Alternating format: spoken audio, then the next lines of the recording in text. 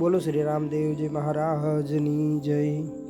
પવિત્ર ભાદરવા સુદ ત્રીજને મંગળવાર વાગડ ગામ સમસ્ત રામદેવજી મહારાજ મૂર્તિ પ્રાણ પ્રતિષ્ઠા મહોત્સવ પ્રથમ દિન નિમિત્તે મંડપ પ્રવેશ તથા હોમાત્મક કાર્ય આપ સર્વ ભાવિક ભક્તોના દર્શન માટે મૂકેલ છે। દર્શન કરી અને આપ સર્વ પાવન થાવ।